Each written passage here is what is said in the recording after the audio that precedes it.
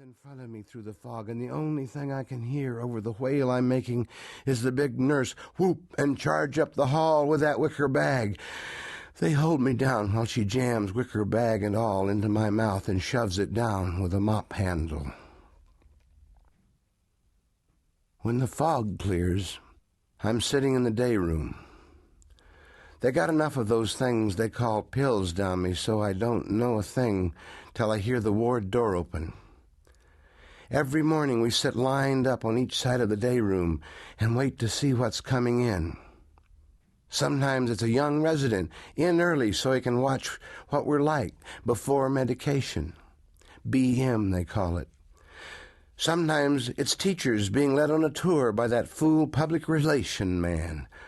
This morning, an escort man's voice calls down, edgy and impatient.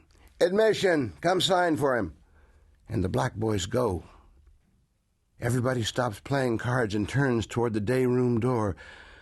Most days I'd be out sweeping the hall, and I'm the first to see one of the admission.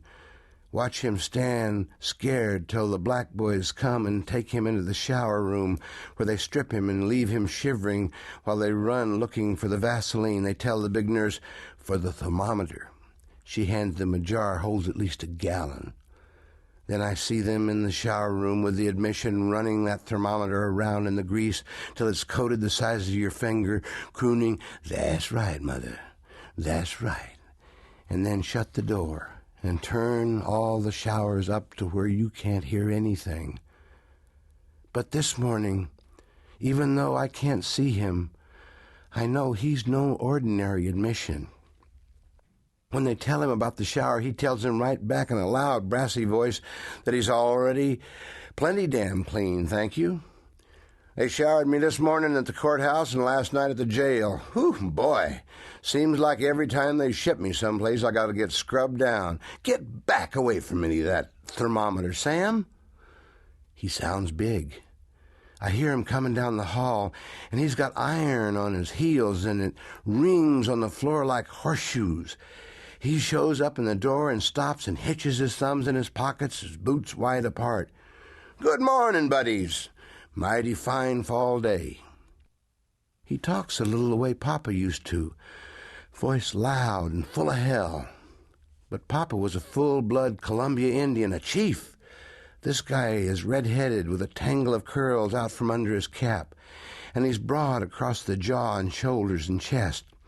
A seam runs across his nose and one cheekbone where somebody laid him a good one in a fight, and the stitches are still in the seam. He stands and commences to laugh. Not like that fat public relation laugh. This sounds real. I realize all of a sudden it's the first laugh I've heard in years. Even when he isn't laughing, that laughing sound hovers around him the way the sound hovers around a big bell just quit ringing.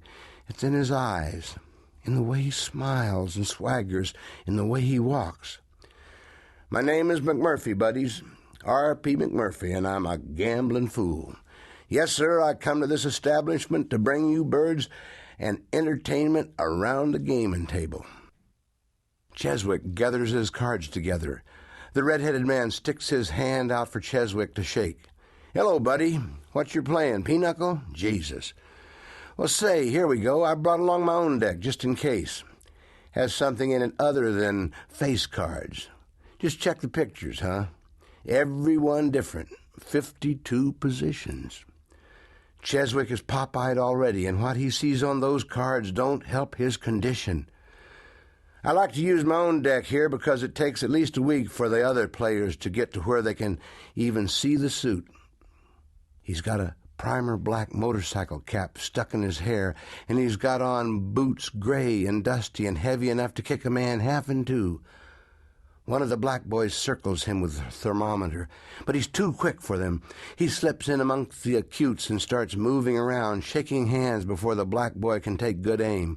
"What happened, you see? I was in a couple of hassles at the work farm, and the court ruled that I'm a psychopath. Shoo, if it gets me out of that damn pea field, I'll be whatever the little heart desires.